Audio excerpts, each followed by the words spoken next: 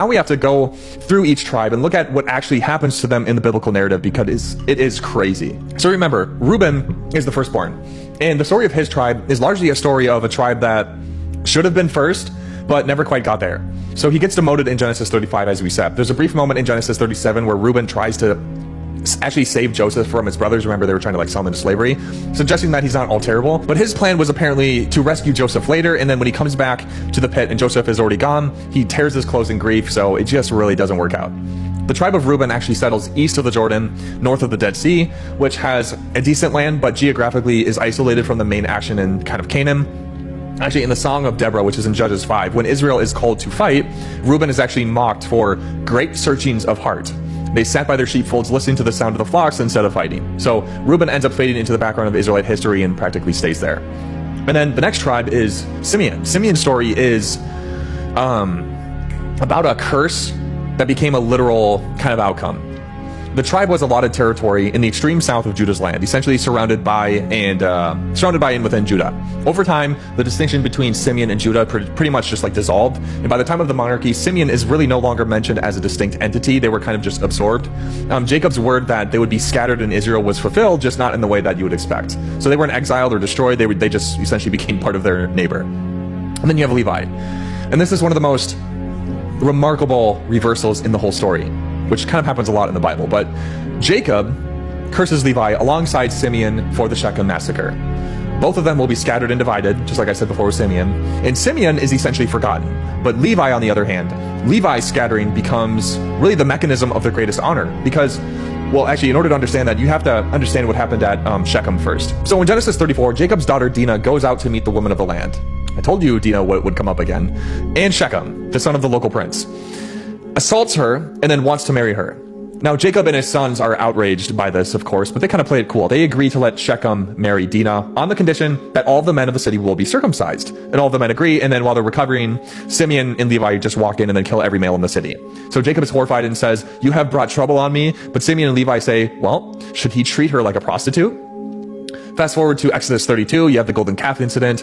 Moses comes down the mountain, sees the people worshiping the calf, and then calls out, "Well, who is on the Lord's side? Come to me."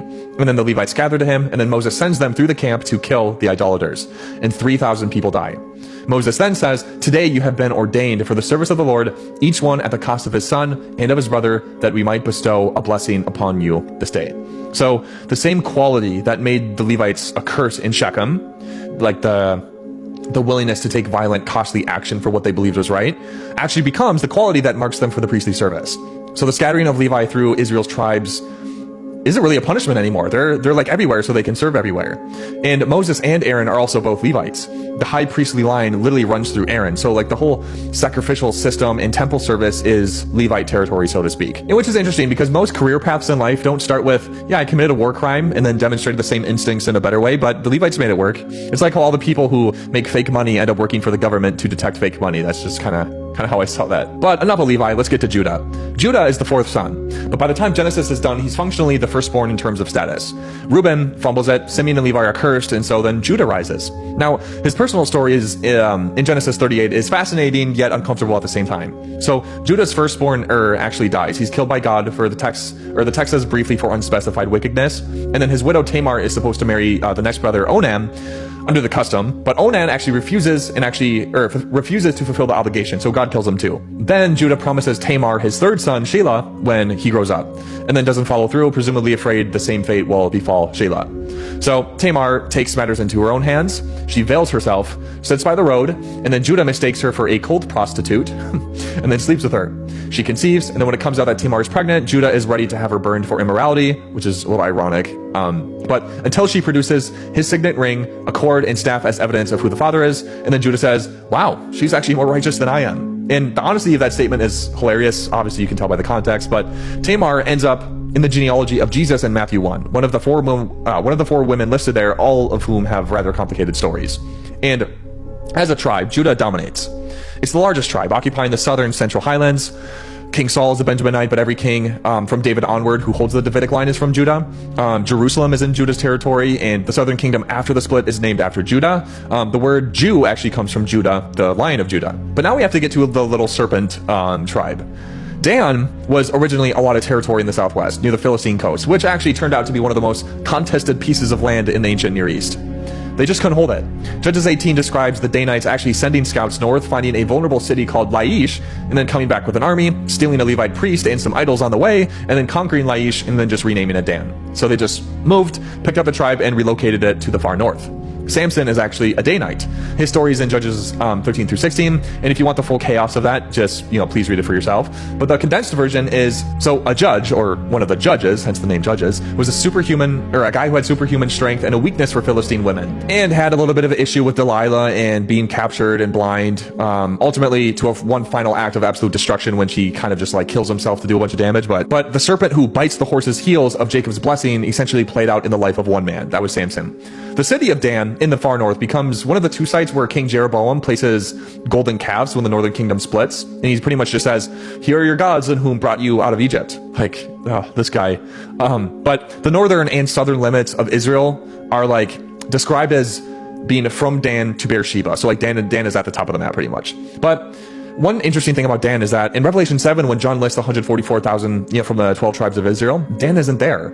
Ephraim also isn't there, though Manasseh is and Joseph appears separately. But the omission of Dan has generated centuries of commentary. The most common explanation is that Dan's association with idolatry, though really the text doesn't say explicitly. Naphtali's territory is around the western shore of the Sea of Galilee. So it contains Capernaum, Chorazin, Bethsaida, the fishing villages where Jesus will spend literally the bulk of his ministry. This is actually not a coincidence that the New Testament just lets pass without comment. Matthew chapter 4 quotes Isaiah 9 directly. It says, "The land of Zebulun and the land of Naphtali, the way of the sea beyond the Jordan, Galilee of the Gentiles, the people dwelling in the darkness have seen a great light." So Isaiah actually wrote that in the 8th century BC after Assyria had devastated the northern tribes, and Naphtali and Zebulun were among the first tribal territories to be overrun. Isaiah looks at the darkness that has come across those lands and promises that a new light is coming. And Matthew says that light is Jesus, walking through exactly those same villages 7 centuries later. But let's talk about a wolf, a king, and an apostle. Benjamin is the youngest, the only one born in Canaan, who's the one who killed his mother, unfortunately, at his birth. He's the beloved of both his father and his brother Joseph. The plot of the Joseph story second half turns largely on Joseph's desire to keep Benjamin with him, pretty much. But as a tribe, they're fierce. They are the wolf who devours prey morning and night. Saul, Israel's first king, is a Benjaminite. Paul also identifies himself proudly of the tribe of Benjamin in Philippians 3 verse 5, apparently considering it a pretty good credential.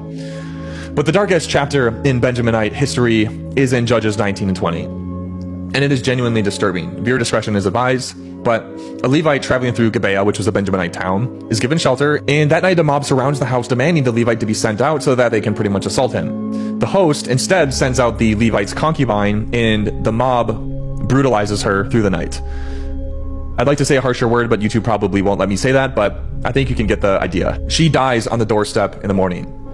The Levite then cuts her body into 12 pieces and sends each one to each tribe of Israel as a summons to justice or a call to war. The other tribes confront Benjamin, demanding that they hand over the perpetrators, and Benjamin refuses and goes to war instead. And in the resulting civil war, Benjamin is almost completely wiped out. The tribe that was once now a ravenous wolf is nearly extinct. They're rebuilt afterward through an arrangement that itself requires moral creativity, but they survive. And Saul and Paul both come from what remains of that. So that's kind of the story of them. But then you get to Ephraim and Manasseh, the Joseph tribes. Joseph doesn't get his own territory in his own name. His two sons born in Egypt to Asenath, who was an Egyptian woman, the daughter of the priest at the time, receives his tribal portion. So Jacob adopts them and blesses them in Genesis 48, intentionally putting his right hand on Ephraim, the younger one, over Manasseh, the older one, continuing the Genesis pattern of the younger one displacing the firstborn. Manasseh's territory is large. It's split across the Jordan with portions to the east and the west of the river. Ephraim's territory is the central hill country, kind of like the heartland, which will become the northern kingdom. And then Ephraim becomes so dominant that the northern kingdom is just sometimes called Ephraim by the prophets. So for example, when Hosea addresses the northern kingdom, he often just says the word Ephraim. So that's kind of like the tribes right there. But after David and Solomon, the unified kingdom fractures. And this is where the tribal geography becomes, rather crazy and interesting. Solomon dies and his son Rehoboam inherits the throne. Jeroboam, a capable official from Ephraim actually, comes to Rehoboam with a delegation asking for relief from Solomon's heavy labor demands. Rehoboam consults 2 sets of advisors. The elders pretty much say, well, give them what they ask, serve them, and then they'll serve you. And then the young men Rehoboam grew up with tell him, your little finger is thicker than your father's thigh. Whatever that means. But eventually, Rehoboam goes with the young men, and then the 10 northern tribes are like, well, what portion do we have in David? Like, we have no inheritance in the son of Jesse. To your tents, O Israel. And then just like that, the kingdom just splits. The capital of the northern kingdom eventually goes to Samaria. Jeroboam's first act as king is to set up 2 golden calves, one at Bethel on the south of his territory, and then one at Dan in the north. So his people don't go to Jerusalem to worship, and then they have their loyalty drift back to Rehoboam. Quote, here are your gods who you brought from Egypt. It's more of a political move as much as it is a religious move at this point, and it kind of marks the northern kingdom from the start. The north runs through essentially 19 kings across about 9 dynasties in about 200 years. And not a single king of Israel is described positively by biblical historians. Every single one of them walks in the way of Jeroboam or does worse. They're littered with assassinations, coups, palace intrigue. Even the prophets Elijah, Elisha, and Amos and Hosea all minister primarily to the northern kingdom. But in 722 BC, the Assyrian Empire under Sargon II destroys the northern kingdom, and Samaria falls after a 3-year siege. The Assyrian policy was to deport the conquered populations and import others to replace them, breaking up their national identities. Many Israelites from the north are eventually deported to various parts of the Assyrian Empire. So these are foreign peoples are settled in the now former Israelite territories. And these foreign peoples are intermarrying with the remaining Israelites and adopting a mixed religious practice. They become the Samaritans, which is why the Jews and the Samaritans had such a hard time by Jesus' time, or had such a hard history, rather, is what I meant to say. It wasn't even really just like an ethnic thing. It was centuries deep, or a centuries deep wound involving the northern tribes, foreign colonization, and theological corruption and going and worshiping other gods. The 10 tribes are often called the lost ones. There have been countless theories over the centuries about where they went. Some of the more creative proposals are that they went to Britain. That's in like the British Israelism movement. They end up in Ethiopia, they're in Afghanistan, they're in Japan. The more realistic answer is probably that many of them probably just fled south to Judah before and during the Assyrian invasion. Many were actually absorbed into the Assyrian population and assimilated over the generations. The Ethiopian Jewish community, the Beta Israel, has genuine ancient traditions connecting them to the Israelite origins, and this is taken seriously as far as I'm aware by most scholars.